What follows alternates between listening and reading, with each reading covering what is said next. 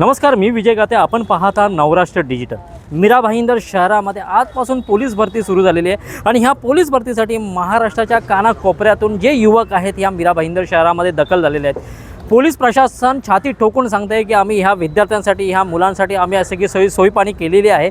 परंतु आज सगळं सत्य जे समोर जे आलं आहे ना, ते खरंच सत्य एक दुःख वाटण्यासारखं आहे. पहिलं सत्य म्हणजे प्रत्येक ह्याच्यामध्ये मुलांना जे घेण्यात आलेली आतमध्ये एंट्री आहे, या एंट्रीला जी सकाळी 5 वाजता मुलं गेले ते अद्याप 2 वाजले तरी त्या मुलांची जे 100 मीटर जे धावणं आहे ते अजूनपर्यंत पूर्ण झालेली नाही आहे. का? त्याचं कारण आहे त्यांच्या ज्या पाठीमागे जे सेन्सर लागतात या सेन्सरमध्ये काहीतरी तांत्रिक अडचणी आहेत. दुसरी गोष्ट, ह्या मुलांसाठी राहण्यासाठी वारंवार मीरा भाईंदर शहरातल्या महानगरपालिकेला मनसे पत्र देत होतं, पण अद्यापही ह्या मुलांना राहण्याची सोय केलेली नाही. शेवटी मनसेने पुढाकार घेऊन आज रस्त्यावर बसलेल्या ह्या सर्व मुलांना दिवसभर ह्या उन्हाच्या लाहीलाहीमध्ये ही जी मुलं परीक्षणासाठी बसलेले आहेत यांना पाणी वाटप करण्यात आलेलं आहे आणि त्यांची राहण्याची सोयीसाठीही आता मनसेने पुढाकार घेतलेला आहे. हेच माझं मीरा भाईंदर शहर आहे का? या मीरा भाईंदर शहरामध्ये महाराष्ट्राच्या कानाकोपऱ्यातून पोलीस भरतीसाठी येतात, हे मुलांचं भविष्य ठरवतात आणि ह्याच मीरा भाईंदर महानगरपालिका असू दे किंवा प्रशासन, पोलीस प्रशासन असू दे, खरंच दिरंगाई आणि दुर्लक्षितपणा त्यांचा पुन्हा एकदा उघड झालेला आहे. या संपूर्ण गोष्टीवरती परीक्षणासाठी आलेल्या विद्यार्थ्यांचं आणि ह्या मनसेचे जे पदाधिकारी नेमके यांची भूमिका तरी काय आपण जाणून घेऊ. तुम्ही बघत असाल की आम्ही गेल्या महिन्याभरापासून पाठपुरावा करतोय. पूर्व सूचना इकडच्या पोलीस आयुक्तांना दिली होती, तसं संबंधित महापालिकेचे अधिकारी, आयुक्त असतील यांना देखील आम्ही महाराष्ट्र नवनिर्माण विद्यार्थ्यांना पत्र दिलं होतं की पोलीस भरती या मीरा भाईंदर शहरामध्ये जवळपास 1000 शिपाईच्या पदांकरिता ही भरती होत आहे आणि महाराष्ट्राच्या आमच्या ग्रामीण भागातून गरीब मुलं ही कानाकोपऱ्यातून इकडे येणार, तर इकडे त्यांना राहण्याची, पाण्याची किंवा खाण्याची व्यवस्था ही महापालिकेने करावी अशी आम्ही विनंती केली होती. परंतु प्रशासनाने ह्याच्याकडे पाठ फिरवलेलीच आहे, ते तुम्हाला दिसतच आहे. म्हणून आम्ही कोणत्याही गोष्टी न बघता महाराष्ट्र नवनिर्माण सेना ही विद्यार्थी तरुणांच्या हक्कासाठी नेहमी लढत राहील आणि लढत राहणार. म्हणून आम्ही एक छोटासा उपक्रम म्हणून आम्ही आता हे खूप ऊन इकडे पडलेलं आहे आणि ही सगळी मुलं, ही उमेदवार, ही तरुण मंडळी सर्व रस्त्यावर झोपलेले आहेत. म्हणून आम्ही विचार केला की त्यांना किमान पाणी तर आम्ही देऊ आणि त्यांना आम्ही पाणी वाटण्याचं हे काम आम्ही आज हाती घेतले आहे. आणि त्याचबरोबर आता महापालिकेचे जे अधिकारी आहेत त्यांना देखील आम्ही आता सूचना दिलेल्या आहेत की महापालिकेचा जो आखाडा आहे इकडे मागेच या सुभाषचंद्र बोस मैदानमध्ये, तिथे देखील झोपण्याची व्यवस्था करावी म्हणून त्या दीपाली पवार मॅडमना सांगितलं. त्यांनी ऑलरेडी आखाड्यामध्ये ती मुलं जवळपास 101 मुलं आतमध्ये आहेत.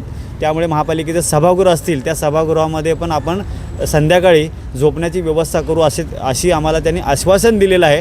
त्याचबरोबर महापालिकेच्या शाळा असतील का 10वीच्या आता परीक्षा सुरू आहेत, 12वीच्या पण आहेत आणि मोठ्या प्रमाणात आपल्या भगिनी त्या शाळेमध्ये जात असतात. म्हणून कोणतीही त्या मुलींना गैरसोय होई नये म्हणून महापालिकेने आम्हाला सांगितलेलं आहे की सकाळची शाळा आणि दुपारची शाळा असते, त्यामुळे सकाळची व्यवस्था करता येणार नाही, परंतु रात्रीची व्यवस्था आम्ही नक्कीच करू असं आम्हाला त्यांनी आश्वासन दिलेलं आहे. तर महापालिकेची दैनिक जबाबदारी आपली जबाबदारी आहे की या मुलांसाठी त्यांनी विचार करायला हवा. जर पोलीस प्रशासन पोलीस भरती जर आपल्या शहरात ठेवत आहे तर त्याबद्दल जागृती पोलीस प्रशासनाने करायला पाहिजे होती.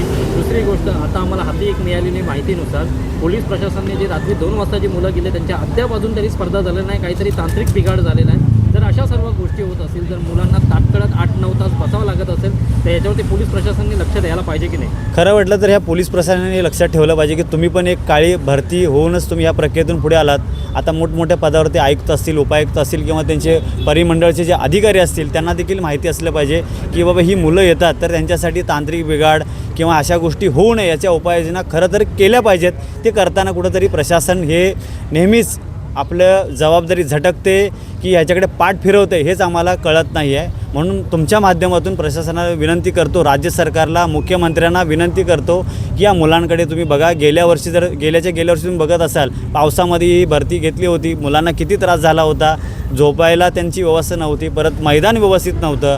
म्हणून यासाठीच आम्ही पूर्वकल्पना 2 महिन्याआधी दिली होती. एवढं देऊनसुद्धा प्रशासनाला जाग येत नसेल तर ही शोकांतिका आहे. मला वाटतं खरं तर या अधिकाऱ्यांना थोडंसं मानाची नाही तर जनाची तरी काहीतरी लाज वाटली पाहिजे असं मला वाटतं आणि हे आपली प्राथमिक जबाबदारी समजून आपलं काम केलं पाहिजे. एवढेच आम्ही तुम्हाला सांगू इच्छितो. बाकी आमचा काहीच हेतू नाही आहे. तुम्ही काम कराल तर या तरुणांचाच चांगला इकडे होणार आणि ह्याच मीरा भाईंदर शहरासाठी ही 1000 शिपाईंची भरती होणार आहे. मग या शहराची सेवा करणार आहे. मग तुम्ही त्या सेवेसाठी तुम्ही का अपुरे पडताय हा आमचा सवाल आहे. एका ठिकाणी पोलीस भरती आणि आजपासून 10वीच्या परीक्षा सुरू झालेल्या आहेत. आपण नवराष्ट्राच्या मार्फत आणि आपण मनसेच्या मार्फत आपण विषय घेतला होता की ठाण्याच्या धर्तीवरती आपण बाईक रायडर ठेवलेले आहेत. त्यानंतर पोलीस प्रशासनाला उशिरा का होईना आपण बाईक रायडरची जाग आलेली आहे, परंतु ती बाईक रायडर 2-2 तास झाले लोकांपर्यंत पोहोचतच नाही, त्या विद्यार्थ्यांपर्यंत पोहोचत नाही. त्याच्यासाठी पण तुम्ही आता घेणार का? हो, त्यासाठी तर आम्ही तसं पण सूचना दिलेल्या आहेत की महाराष्ट्र नवनिर्माण विद्यार्थी सेनेच्या किंवा मनसेच्या कोणत्याही पदाधिकारी तुम्ही संपर्क साधा, काही अडचण आल्यास. आणि पोलीस ज्या वाहतूक विभागाचे अधिकारी असतील किंवा परिवहन विभागाचे अधिकारी त्यांना आम्ही सूचना ऑलरेडी दिलेल्या आहेत की यावेळेस तरी किमान आमच्या शहरामध्ये मेट्रोचं काम चालू आहे, रस्त्याचं काम चालू आहे, ट्रॅफिक जाम एवढा होतो याची पण सूचना दिली आहे. आणि त्याचाच उपाययोजना म्हणून आपण आपल्या पद्धतीने कार्य करावं असे आम्ही वरिष्ठ अधिकाऱ्यांना सूचना दिली आहेत. जे ते करत नाही आहेत, मग खरं म्हटलं तर त्या पदावरती त्यांनी बसू नये, मग दुसऱ्यांना तिकडे संधी द्यावी, जेणेकरून ज्यांना काम करण्याची ज्यांच्यामध्ये इच्छा आहे अशी लोक पुढे येतील. सचिनजी काय सांगाल, महासभेमध्ये सर्व विषय झाले, मीरा भाईंदर शहरामध्ये पोलीस भरती आहे, ते पण हजारांच्या संख्येने, आणि हजारासाठी लाखो लोकांनी त्याच्यामध्ये फॉर्म भरलेले आहेत, परंतु प्रशासन किंवा स्थानिक नगरसेवक असू दे किंवा सत्ताधारी असू दे ह्याच्यावरती लक्ष देताना दिसत नाही. जी मनसे आतापर्यंत राजकारणाच्या बाहेर आहे ती पुन्हा एकदा रस्त्यावरती उतरून काम करते, त्याबद्दल काय सांगाल? त्यांना मतदान होणार नाही त्यासाठी ही सगळे करत आहेत.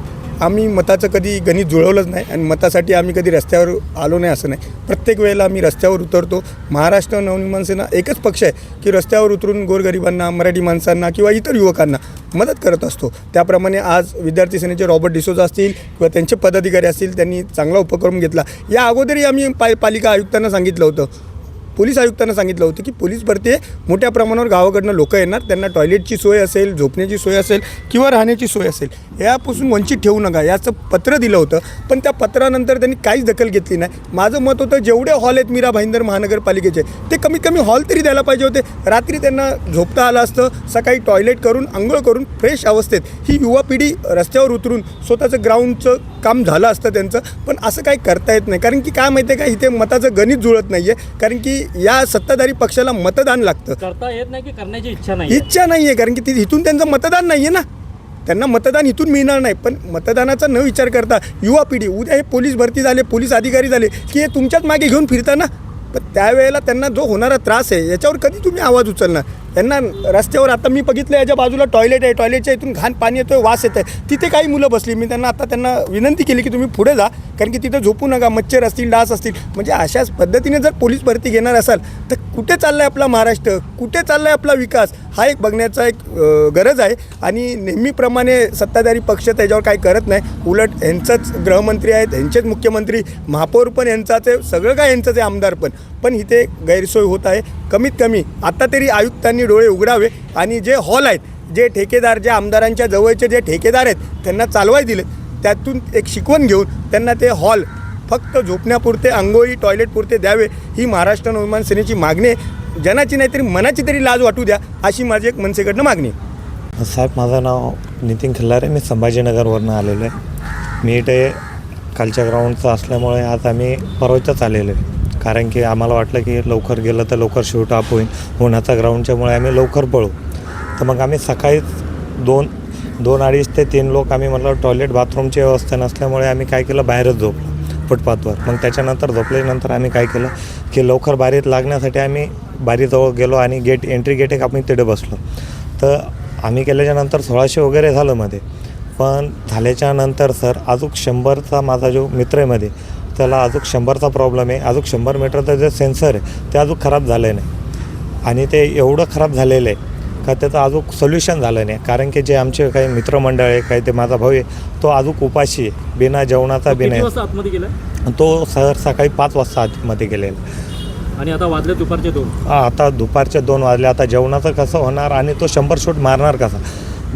जो त्यानं जी प्रॅक्टिस केलेली ती पूर्ण होणार कशी सर? त्याला जे मार्क पडायचे ते मार्क त्याला पडणार नाही. आता याच्यावर प्रशासनानं दखल घ्यावी आणि प्रत्येक आपले जे सेन्सरचं काम आहे ते त्वरित खतम करावं, आणि जे आपले विद्यार्थी बसलेले ते गळण्याच्या स्थितीतून ते चांगले तंदुरुस्त स्थितीमध्ये 100 शूट मारते ना, असं त्यांना हे करावं सपोर्ट. एका ठिकाणी मीरा भाईंदर शहरामध्ये महासभा भरली जाते आणि महासभा प्रत्येक मीरा भाईंदरच्या प्रश्नावरती केलं जातं, परंतु मीरा भाईंदर शहरामध्ये पोलीस भरतीसाठी येणारी ही बाहेरून महाराष्ट्राच्या कानाकोपऱ्यातून जी ही तरुण मंडळी आहेत, ही पाहुणे मंडळी आपण समजू शकतो. जर ह्यांची जर सोय पाणी मीरा भाईंदर महानगरपालिका करत नसेल तर मीरा भाईंदर महानगरपालिकेला कामामध्ये जो पुरस्कार मिळाला तो नेमका कसला, हा प्रश्न पडलेला आहे. दुसरी गोष्ट, मनसेचं पत्रव्यवहार करून सुद्धा 2 महिन्या अगोदर पत्रव्यवहार करून सुद्धा जर मीरा भाईंदर महानगरपालिकेच्या आयुक्तांना जर झोपेतनं जाऊन जाग येत नसेल तर ही मीरा भाईंदर महानगरपालिका नेमकी करते काय?